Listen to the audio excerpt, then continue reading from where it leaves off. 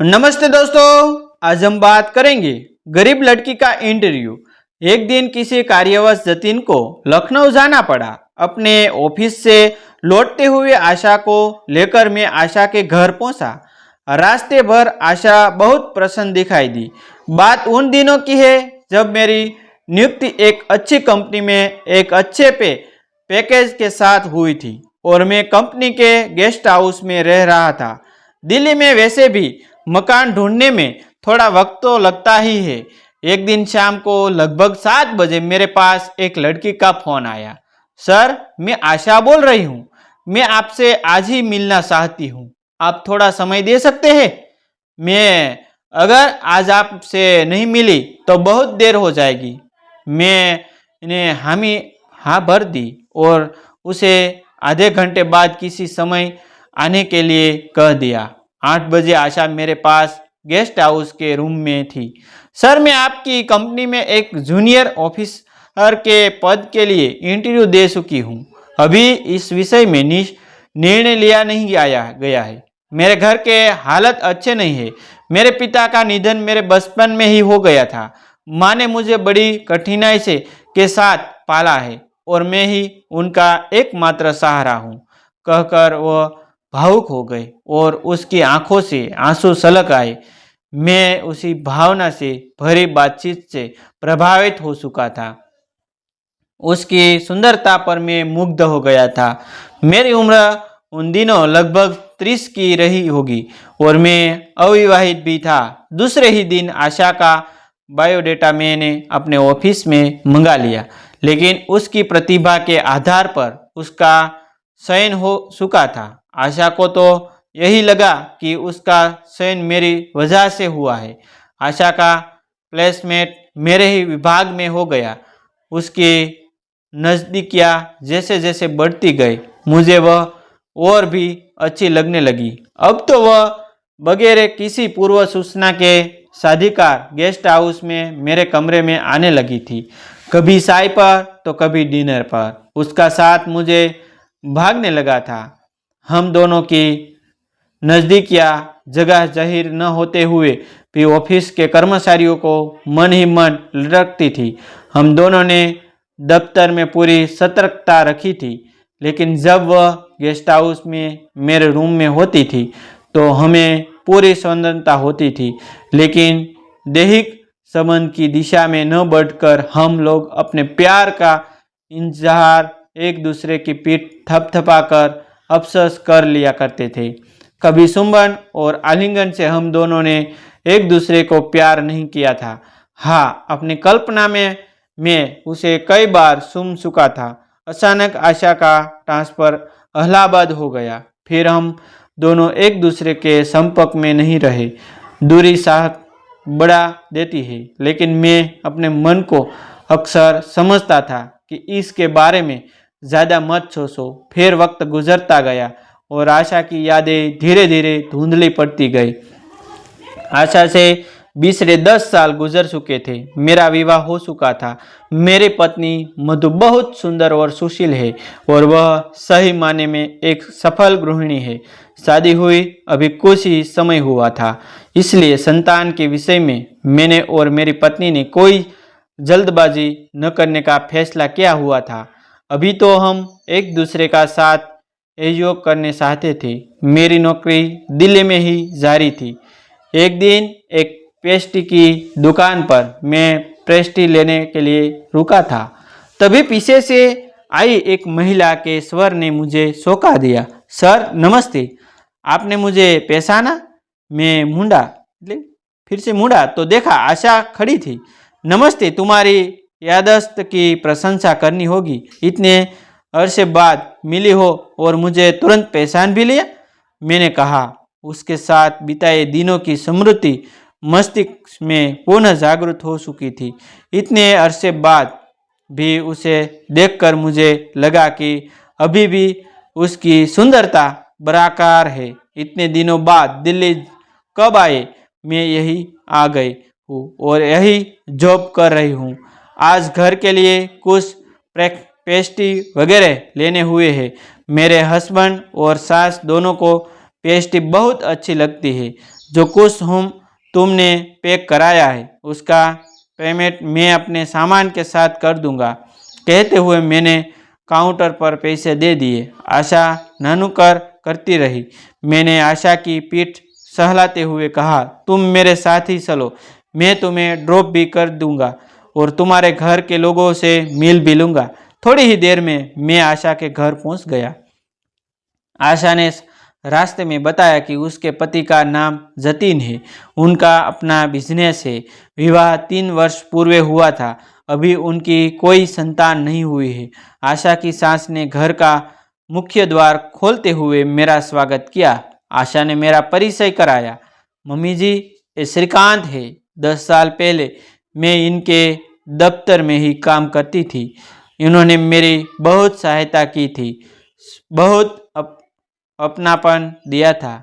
खैर, हम लोगों ने साथ साथ चाय पी। जतिन अभी अपने कामकाज से वापस नहीं आया था। मैंने आशा की प्रशंसा करते हुए मांझी से कहा, आपके घर में ड्राइंग रूम का इंटीरियर बहुत अच्छा है।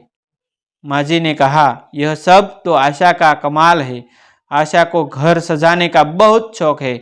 एक दिन मैं आशा के घर पहुंचा तो मांझी तो घर पर ही थी, पर जतिन अभी वापस घर नहीं पहुंचा था। जतिन अक्सर अपने बिजनेस में ही व्यस्त रहता था। आशा मुझे बैठाकर चाय बनाने चली गई। मैं ड्राइंग रूम में मांझी के साथ बातचीत करता रहा। जब आशा चाय लेकर आई तो मैंने मांझी से कहा, आशा चाय बहुत अच्छी बनती है। तारीफ करना तो कोई श्रीकांत जी से सीखे, ये तो प्रशंसा करने में माहिर है, माहिर। जतिन के पास तो इतना समय ही नहीं होता है कि वे कभी मेरी ओर गौर से देखे। कहते हुए आशा मेरा हाथ पकड़कर मुझे दूसरे कमरे की ओर लेकर चली गई। आइए, मैं आपको जतिन का कंप्यूटर दिखाती हूँ। यह तो मात्र बहाना था मुझे एकांत में ले जाने का। मांझी रसोई में व्यस्त हो चुकी थी। मम्मी जी का बहुत सहारा है। वैसे तो अच्छा खासा समय ऑफिस में गुजर जाता है, पर आप यह तो मानेंगे ही कि प्यार और स्नेह की भूख अपनी जगह होती है। बड़ा मन करता है कोई अपनापन जताए, अपना सा लगे, मोहब्बत से गले लगाए, पर ऐसा उस जतिन के साथ कभी हो ही नहीं पाता। कहते कहते वह मेरे निकट आ गई। प्यार से उसकी पीठ सहलाते हुए मैंने धीमे स्वर में कहा, मुझे तुम अपना ही समझो। अब जब एक अंतराल के बाद हम दोबारा मिले हैं तो मैं प्यार की कमी तुम्हें कभी महसूस नहीं होने दूंगा। मांझी के आने की आहट से हम दोनों सतर्क हो गए। आशा की पीठ पर जो हल्का सा स्पर्श हुआ था उससे मेरे मन में कई प्रश्न उठ खड़े हुए। शायद आशा को मुझसे कहीं अधिक अपेक्षा रही होगी। इन एकांत के क्षणों में कुछ भी हो सकता था। एकांत के क्षणों में कुछ भी हो सकता था। एक दिन मेरी पत्नी मधु किटी पार्टी के से लौटकर घर आई। बातचीत के दौरान मधु ने मुझे बताया, किटी पार्टी में मिसेस चोपड़ा तुम्हारे बारे में जानने के लिए बहुत उत्सुक रहती है। वे तुमसे बहुत इम्प्रेस्ड है, अक्सर तुम्हारी तारीफ करती है। मैंने चुटकी लेते हुए कहा, मधु, मुझे पता चला है तुम भी मेरी तारीफ में अपनी सहेलियों से बहुत बातें करती हो। मधु ने प्रतिक्रिया में बस इतना कहा, मैं झूठी तारीफ नहीं करती, आप हर तरह से तारीफ के काबिल है। फिर मेरी पीठ सहलाते हुए बड़े प्यार से कहा, you are really sweet husband. में फूला नहीं समाया और आत्मविभोर हो गया। आशा अक्सर अपने ऑफिस से मेरे कार्यालय में आ जाती थी और मैं उसे उसके घर ड्रॉप कर दिया करता था। अपनी कंपनी में आशा अपने मधुर व्यवहार और कार्यकुशली में गुणवत्ता के कारण मुझे कई इम्प्रेशन प्राप्त कर चुकी थी। उसे उसके दफ्तर में सभी बहुत पसंद करते थे। एक दिन जब वह कार में मेरे साथ अपने घर की ओर जा रही थी तो मैं उसके मांसल शरीर पर मुग्ध हो उठा। मेरे मन में बिताए दिनों की नज़दीकियाँ तरोताज़ा कर उठी। तब मन में ख्याल आता था कि काश आशा के साथ मेरी नज़दीकी कुछ इस तरह बन सके कि मज़ा आ जाए। पर अक्सर मुझे अपने इस विचार पर हंसी आती थी।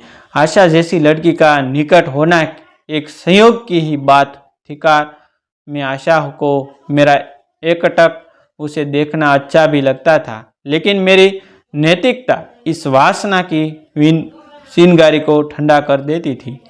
जब आशा लिखा लिखा कर हंसती थी तो मुझे बहुत अच्छी लगती थी। आशा के मन में मेरे लिए प्रेम पनप रहा है, ऐसा मैंने अक्सर महसूस किया था। एक बार उसके घर गया तो उसके पति जतिन से मुलाकात हुई। वह एक सभ्य और सुलह हुआ इंसान था। मैं आशा के घर जाता रहता था। वह कभी कभी बच्चों जैसी मासूमियत के साथ उठकर के मुझे से किसी चीज़ की मांग कर बैठती थी तो जतिन उसे समझता था। उत्तर में वह कहती थी, तुम हम दोनों के बीच में मत पड़ो जतिन, मैं सर से जो चाहती हूँ साधिकार लूँगी। ये उम्र में हमसे बड़े हैं और इनसे हम लोग कुछ भी ले सकते हैं। मैंने आशा को उसकी शादी की सालगिरह के मौके पर सोने का इयररिंग्स भेंट किया, जिन्हें पहनकर उसने कहा, कैसी लग रही हूँ इसे पहनकर? मैंने कहा, बहुत सुंदर। मेरे करीब आकर उसने मेरा एक हाथ पकड़कर अपने सिर पर रख लिया और बोली, मुझे आपका आशीर्वाद चाहिए, मुझे आपका आशीर्वाद चाहिए। सारी जिंदगी बस ऐसे ही प्यार करते रहेंगे। मैंने कुछ नहीं कहा, किंतु मन ही मन खुश था। मेरी मर्यादा ने मुझे बांध रखा था, लेकिन अक्सर आशा के मुख पर आते जाते हावभाव उसके दिल में छिपे तूफान को छिपाने में समर्थ होते थे। एक दिन किसी कार्यवश जतिन को लखनऊ जाना पड़ा। अपने ऑफिस से लौटते हुए आशा को लेकर मैं आशा के घर पहुंचा। रास्ते भर आशा बहुत प्रसन्न दिखाई दी। घर पहुंचने पर आशा ने अपने पर्स से घर की चाबी निकाली। मेरे पूछने पर आशा ने बताया, 2 दिन पहले मम्मी जी मेरे जेठ के यहाँ कानपुर गई है। वापसी में जतिन उन्हें कानपुर से ले जाएगा। थोड़ी देर बाद जब मैंने उसके घर से जाना चाहा तो आशा ने कहा, आप रुक जाइए, ऐसी भी क्या जल्दी है? आज मैं घर पर आपको ट्रीट दूंगी, खाना हम साथ ही खाएंगे। अकेले रहने का मौका तो कभी कभी ही मिलता है। कहते हुए उसने मुझे बाहुपाश में लेने की चेष्टा की। मेरे समीप होने का वह पूरा लाभ उठाना चाहती थी। पहले तो मैंने संकोचवश कहा से हटाना चाहा, किंतु उसका आकर्षण मेरी व्यवस्था बन गई। ऐसे अंतरंग क्षणों में हम एकाकार हो गए, एक अलौकिक दुनिया में खो रहे। दूसरे दिन भी इसी आनंद की पुनरावृत्ति हुई। हम दोनों भोजन कर चुके थे। आशा ने कहा, अब थोड़ी देर संगीत का आनंद ले, मैं बस थोड़ा फ्रेश होकर आती हूँ। वह आई तो हल्के आसमानी रंग की साड़ी में थी और बहुत प्रसन्न थी। अभी तो मैं आपको बिल्कुल नहीं जान दूंगी, बस थोड़ा समय ही तो लगेगा, कहकर उसने मेरा हाथ थाम लिया और दूसरे कमरे की ओर ले चली। मंद स्वर में उसने पूछा, मैं दुल्हन जैसी सुंदर लग रही हूँ ने? फिर इतारते हुए कहा, आज मैंने श्रृंगार आपके लिए ही किया है। आप मुझे जी भर कर प्यार कर सकते हैं। मैं प्रेम की गहराई में डूब जाना चाहती हूँ, वह बोली। बहकने लगी थी वह और मुझे बाहुपाश में लेने के लिए मसल रही थी। मैं कदम बढ़कर बहुत दूर तक जा सका था। प्रलोभन शर्म सीमा पर था। हालत विवश कर रहे थे। देह संबंध के लिए उसे बहुत आश्चर्य हुआ जब मैं एकाएक पलंग से उठ खड़ा हुआ। जरा इधर आओ मेरे निकट, मैंने आशा से कहा। मैं तुम्हें बहुत पसंद करता हूँ।